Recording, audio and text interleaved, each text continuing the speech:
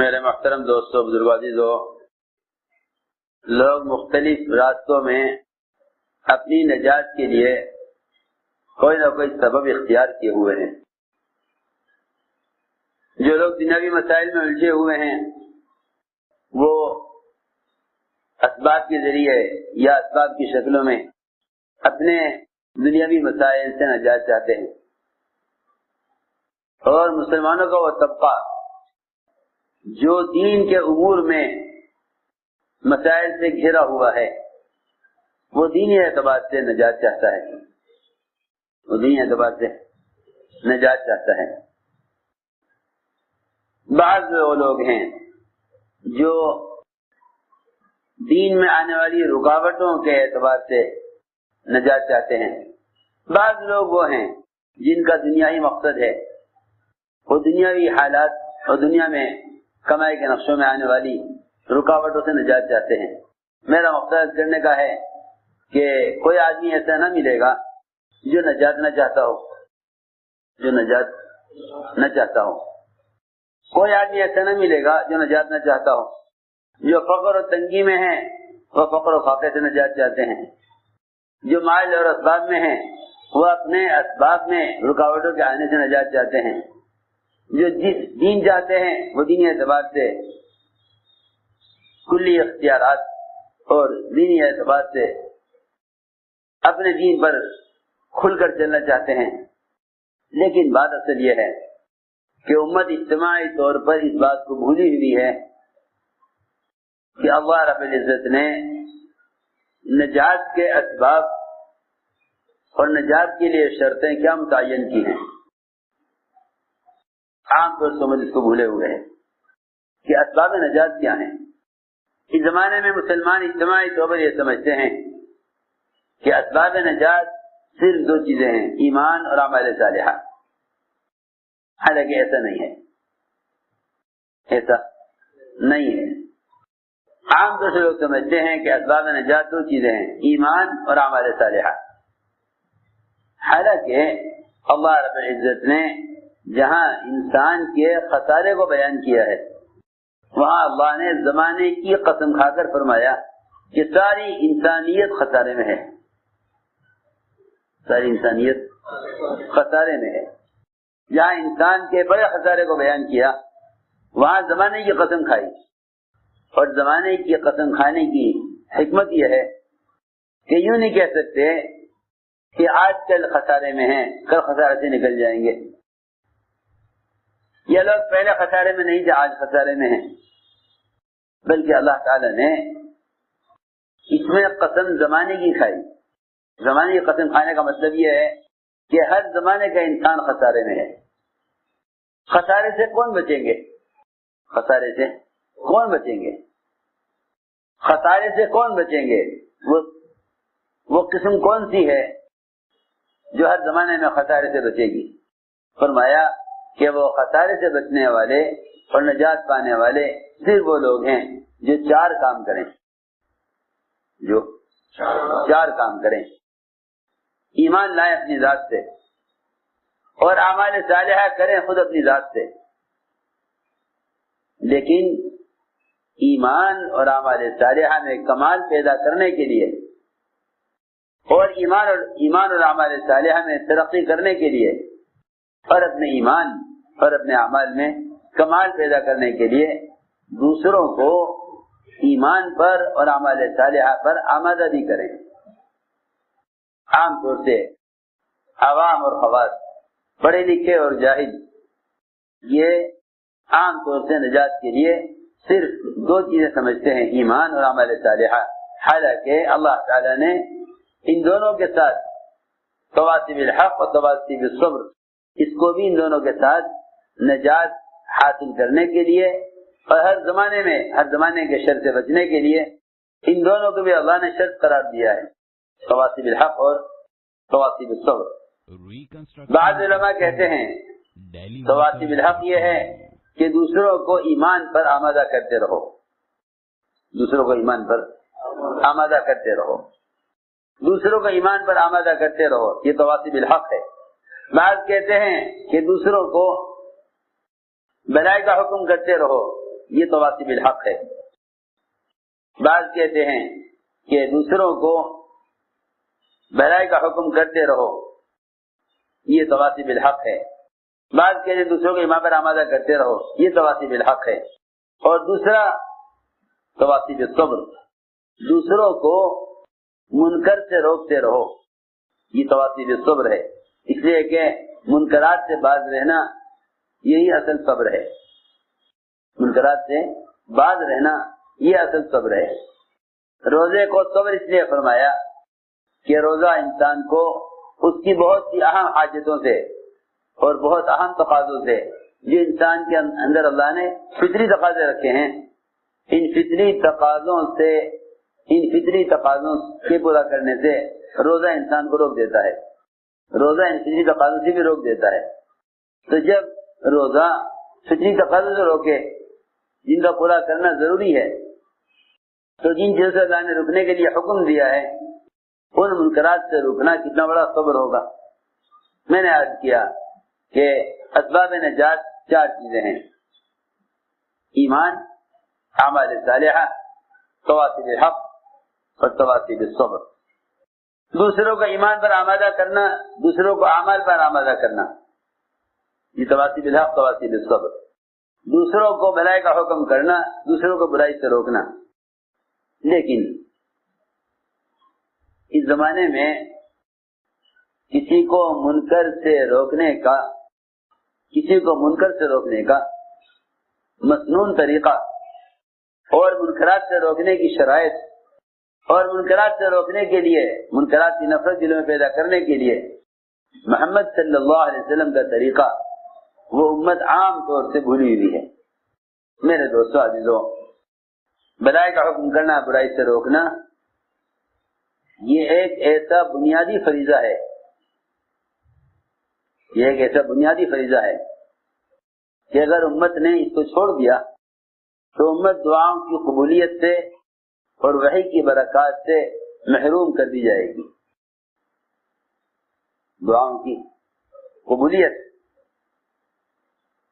اور وحی کی برکات، دعاؤں کی قبولیت اور وحی کی برکات سے امت محروم کر دی جائے، یہ 2 ایسی بنیادی چیزیں ہیں.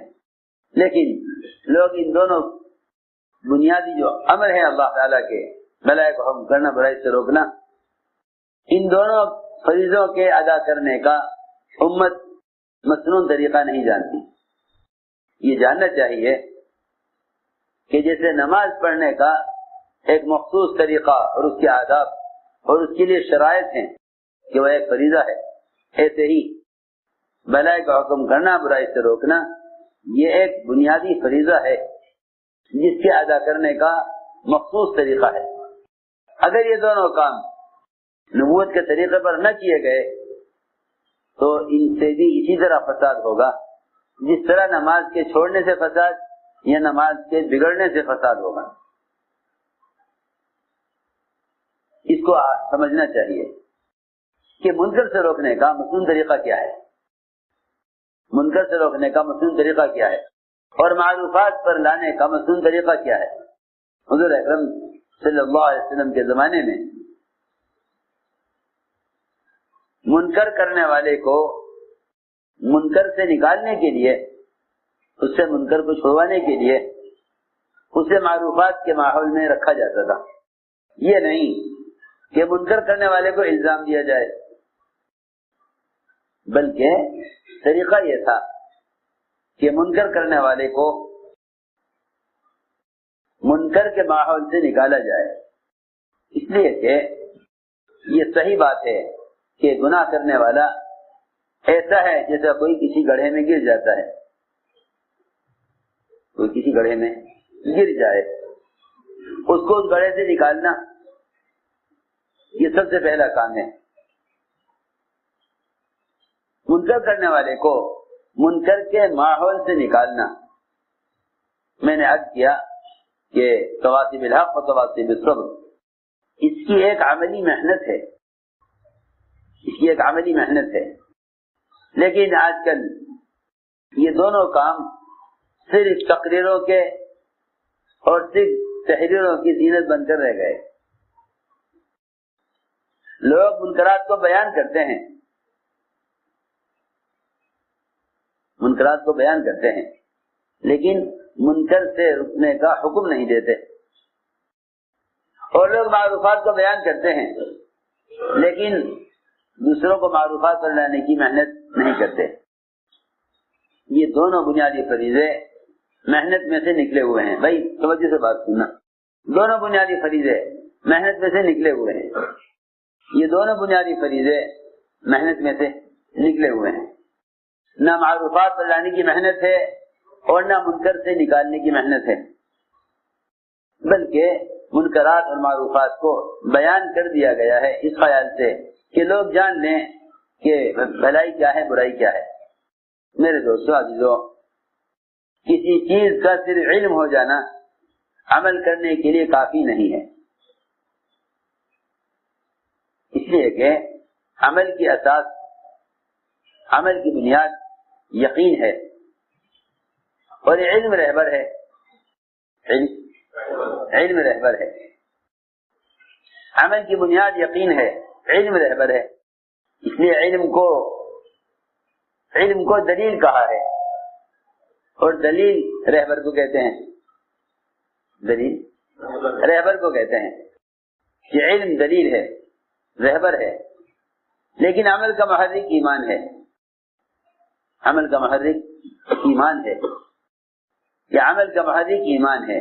اس لیے فرمایا کہ دعوت کے ذریعے سب سے پہلے یقین میں کمال پیدا کرو تاکہ آدمی کے اندر ایمان سے عمل کا داعیہ پیدا ہو۔ جہاں اسباب نجات بتلائے اس میں سب سے پہلی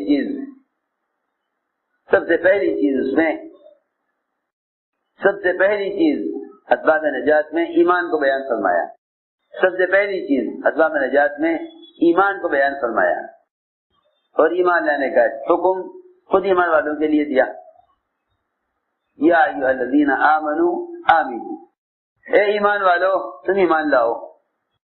پہلا حکم دیا ایمان لانے کا ایمان والوں کو۔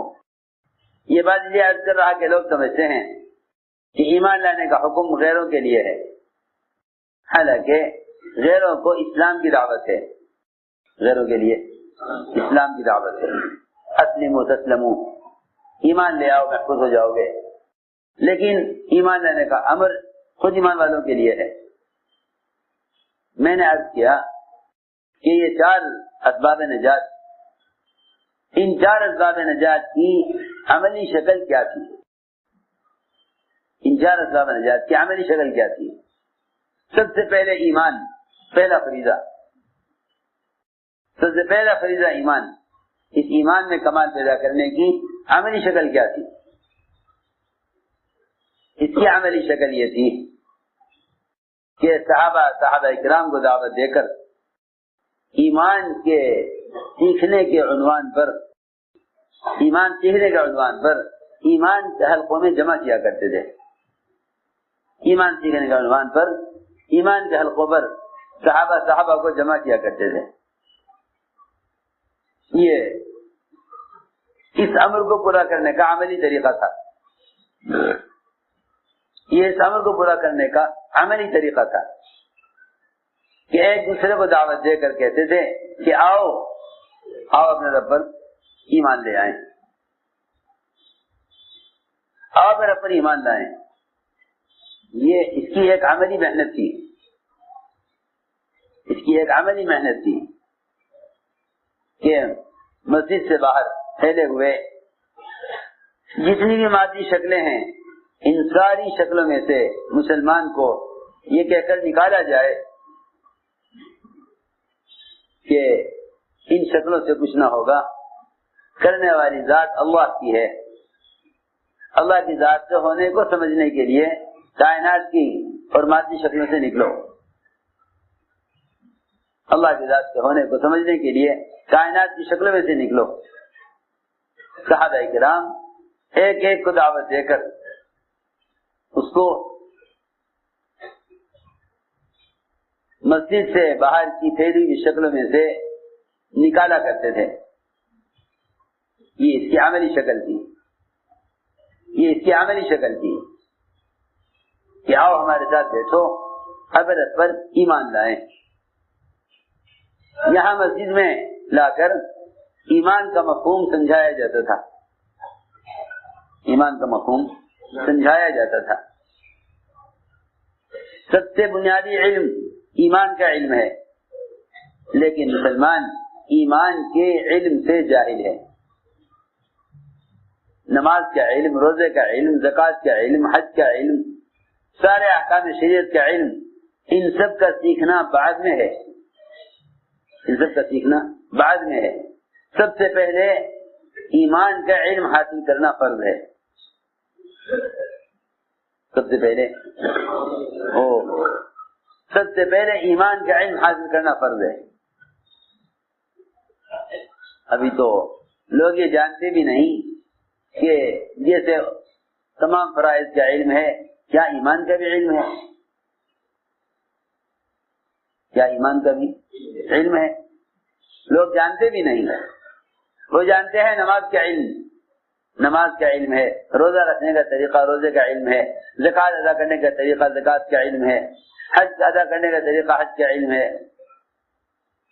عجیب بات یہ ہے کہ لوگ سارے فرائض کا علم حاصل کر لیتے ہیں، لیکن ایمان کا علم حاصل نہیں کرتے، جانتے بھی نہیں کہ ایمان کا بھی کوئی علم ہے۔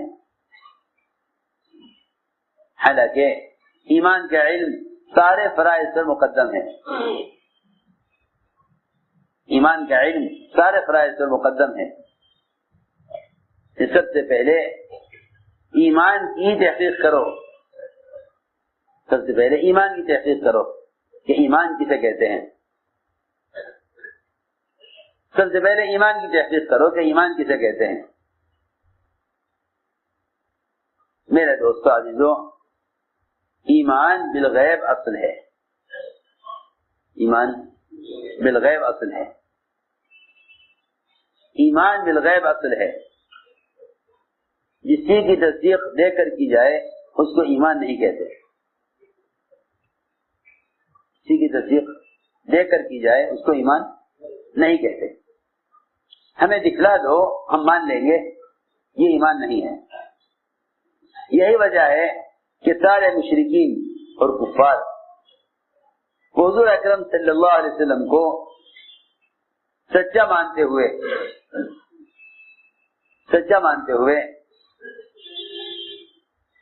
غیب کی خبروں کا مشاہدہ چاہتے تھے،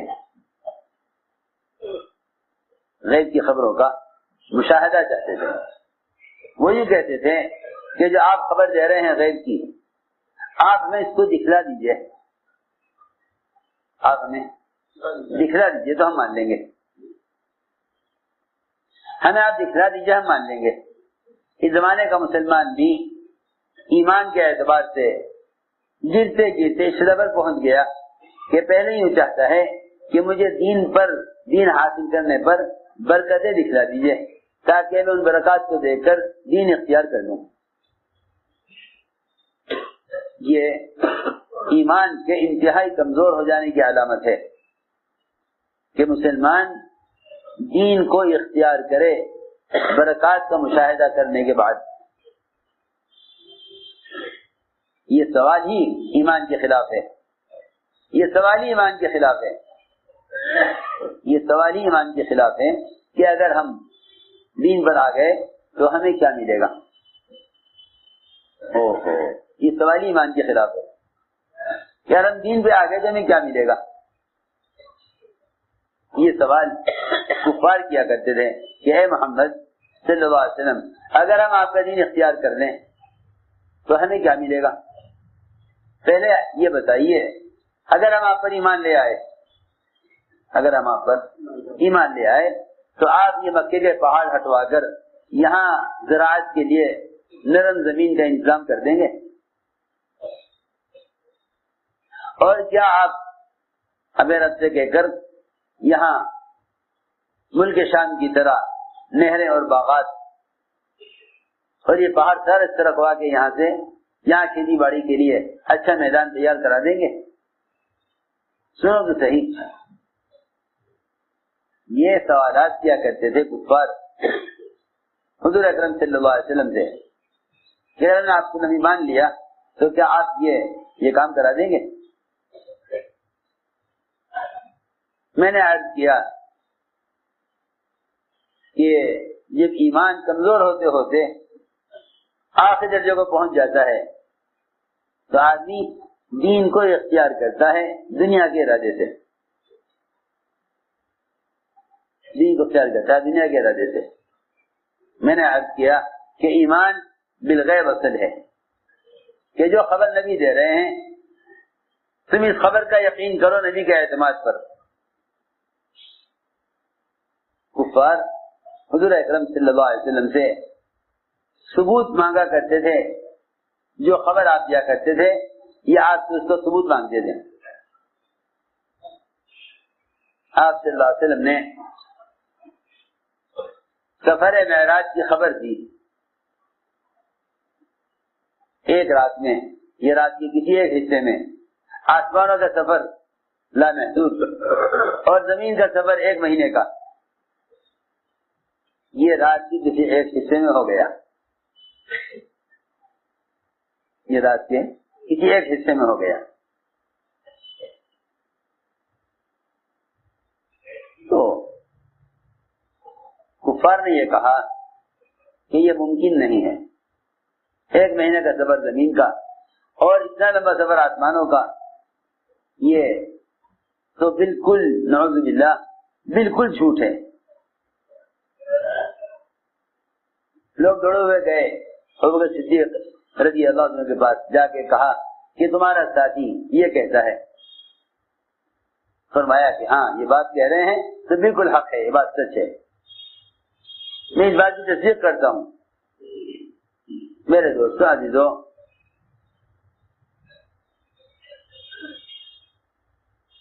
اللہ رب العزت محمد صلی اللہ علیہ وسلم کے ساتھ ظاہر کے خلاف کرتے ہی اس لیے ہیں تاکہ وہ یہ دیکھیں کہ کون نبی کی بات کو تسلیم کرتا ہے، کون انکار کرتا ہے، کون نبی کی بات کو تسلیم کرتا ہے اور کون انکار کرتا ہے۔ چنانچہ آپ صلی اللہ علیہ وسلم نے بہت سے غیب کی خبریں بتلائیں اللہ کی طرف سے۔ اس میں 3 قسم کے لوگ تھے، ایک انکار کرنے والے کفار، ایک شک کرنے والے منافقین اور ایک یقین کرنے والے ایمان والے۔ یقین کرنے والے ایمان والے، یقین کرنے والے ایمان والے اور شک کرنے والے منافقین، انکار کرنے والے کفار، تینوں کے کیفیت میں اضافہ ہوتا تھا۔ ایمان والوں کا ایمان بڑھتا تھا، منافقین کا شک بڑھتا تھا اور کفار کا انکار۔ لیکن نبی کی لائی ہوئی خبر ظاہر کے خلاف ہوتی ہے۔ اگر نبی کی خبریں ظاہر کے مطابق ہوں تو پھر نبی کی خبر ایمان لانا کوئی کمال نہیں، نبی کی خبر ایمان لانا کوئی کمال نہیں۔ نبی کی لائی ہوئی خبر ظاہر کے خلاف ہوتی ہے۔ اگر ظاہر کے مطابق خبریں دیں تو لوگ اس کو تسلیم کر لیں گے کہ ہاں بات ٹھیک ہے، سننے آنے والی بات ہے۔ نبی کی لائی ہوئی خبر ظاہر کے خلاف ہوتی ہے تاکہ یہ دیکھیں کون مانتا ہے کون نہیں مانتا۔ اس لیے حضور اکرم صلی اللہ علیہ وسلم نے جب بھی اپنے صحابہ کرام کو ظاہر کے خلاف کوئی خبر سنائی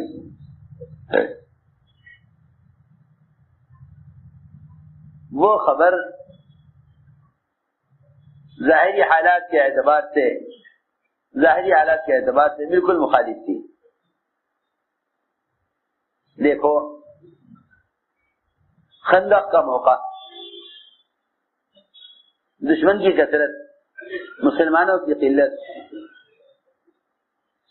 مال کی قلت، فاقہ زیادہ، خوف زیادہ، سردی زیادہ۔ آپ صلی اللہ علیہ وسلم نے ان حالات میں اپنے صحابہ کو قیصر کسریٰ کے محلات کے فتح ہونے کی خوشخبری سنائی۔ تو منافقین نے کہا ما وعدنا اللہ ورسولہ الا غرورا، کہ یہ سارے وعدے دھوکہ ہیں، کچھ نہیں ہوگا، سارے وعدے دھوکہ ہیں، کچھ نہیں ہوگا. اس لیے کہ حالات یہ بتا رہے ہیں کہ مسلمانوں کے حالات ٹھیک نہیں ہیں، مسلمانوں کے حالات ٹھیک نہیں ہیں، ظاہری طور پر مسلمانوں کے حالات ٹھیک نہیں ہیں. چنانچہ منافقین نے شک کیا، ایمان والوں نے یقین کیا، ایمان والوں نے یقین کیا، منافقین نے شک کیا. کیونکہ جب وہ کوئی خبر سنتے تھے تو اس خبر کو سن کر ظاہر کے اعتبار سے سوچتے تھے. یہاں شیطان نے یہ خیال پیدا کیا کہ جب اللہ تعالیٰ ان کو کیسے کس طرح کے محلات دینے والے ہیں تو کھانے کو کیوں نہیں دیتے، کھانے کے لیے کیوں نہیں دیتے. میں نے عرض کیا کہ نبی جو خبر لاتے ہیں وہ خبر ظاہر کے خلاف ہوتی ہے، وہ خبر ظاہر کے خلاف ہوتی ہے.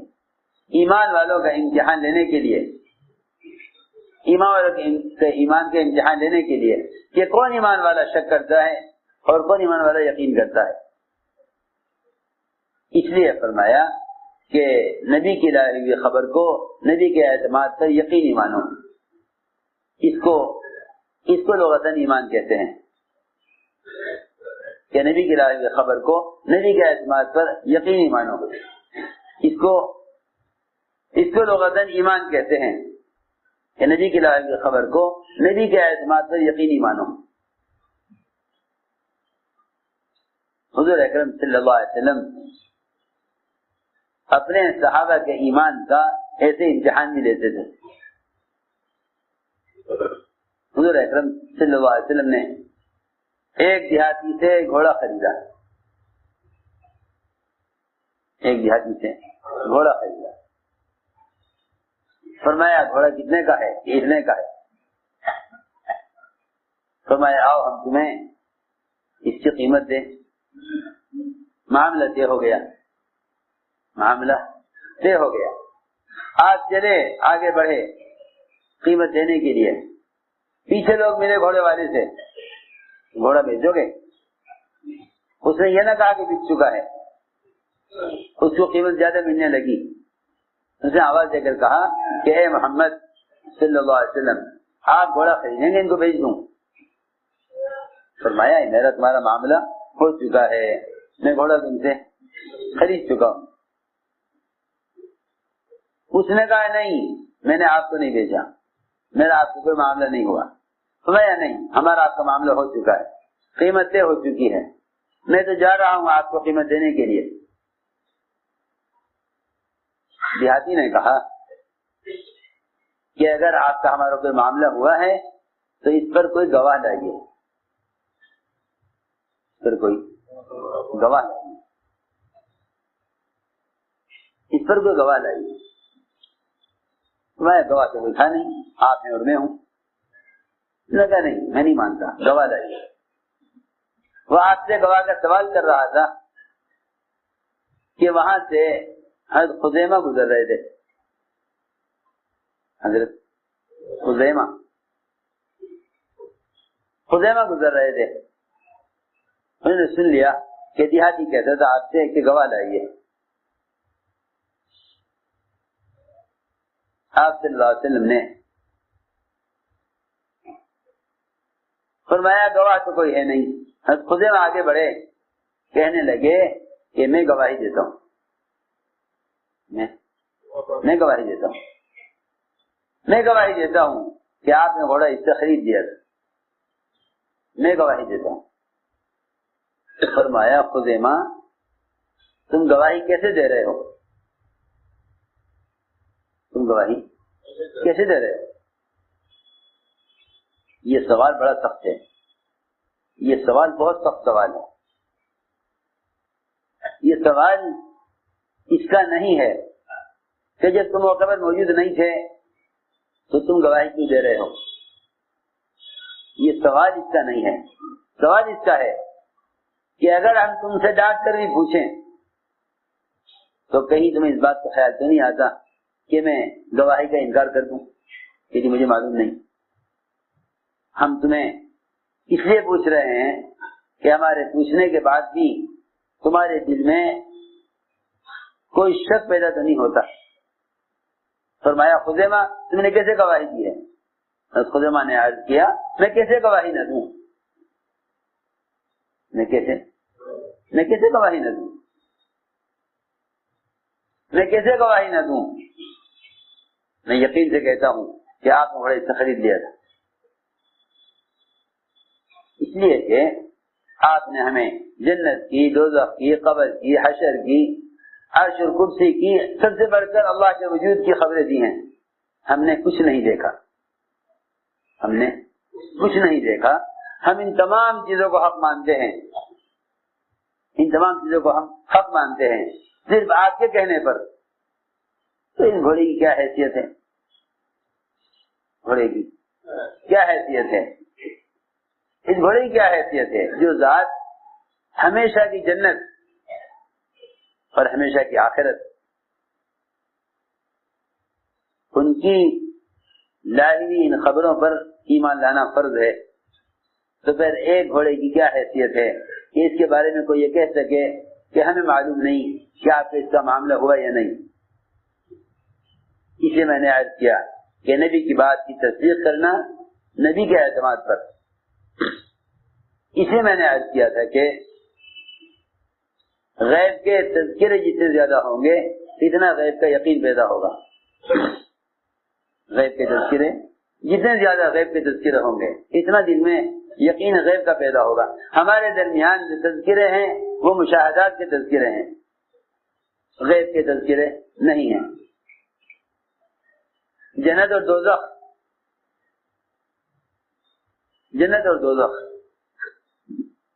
اس کا یقین اس کے علم سے حاصل نہ ہوگا، جنت اور دوزخ اس کا یقین اس کے علم سے حاصل نہ ہوگا۔ میری بات ضروری ہے سمجھنا، لوگ جتنی بھی غیب کی چیزیں ہیں ان سب کے مطالعے سے لوگ گزر کر فارغ ہو چکے ہیں۔ جنت ہے، دوزخ ہے، عذاب قبر ہے، حشر ہے، پلسرا سے گزرنا ہے، جتنے بھی مراحل آخرت کے ہیں لوگ ان کی معلومات اور ان کے مطالعے سے فارغ ہو چکے ہیں۔ لوگ ان کی معلومات ان کے مطالعے سے فارغ ہو چکے ہیں۔ میرے دوستو عزیزو، اگر ایک کافر کو بھی بتلا دیا جائے کہ جہنم ہے، اگر تجھے کلمہ نہ پڑا تو تجھے جہنم میں داخل ہونا پڑے گا، اس کے علم میں بھی یہ بات آ گئی ہے کہ ہاں جہنم ہے۔ میرے دوستو عزیزو، غیب کی چیزوں کا علم اور ان کی معلومات کافی نہیں جب تک غیب کا یقین نہ ہو، دیکھو میری بات یاد دھیان سے سنو، جب تک غیب کا یقین نہ ہو۔ یقین کسے کہتے ہیں؟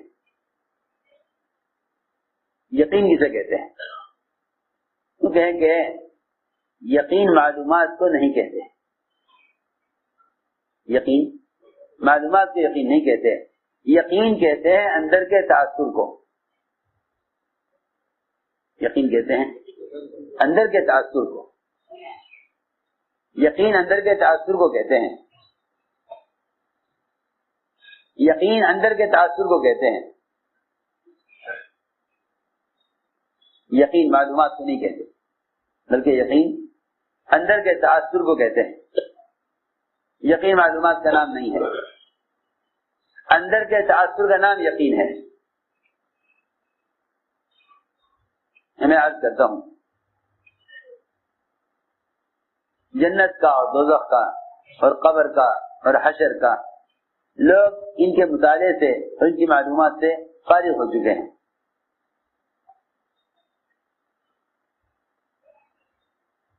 سب سمجھتے تھے کہ یقین اور تاثر معلومات کا نہیں ہوتا، معلومات کا کوئی تاثر نہیں ہے. جو تاثر ہے وہ صرف یقین کا ہے، معلومات کا کوئی تاثر نہیں ہے. اصل تاثر یقین کا ہے. اب عبداللہ بن رواحہ رضی اللہ تعالی عنہ اپنی بیوی کی گود میں سر رکھے ہوئے لیتے اور رو رہے. اتنا زیادہ روئے کہ بیوی یہ سمجھی کہ کوئی بڑا حادثہ پیش آ گیا ہے. بیوی نے بغیر پوچھے ہی رونا شروع کر دیا. جب وہ روئی تو پوچھا کہ تو کیوں رو رہی ہے؟ کہ آپ رو رہے ہیں، میں رو رہی. آپ رو رہے ہیں اس لیے رو رہی.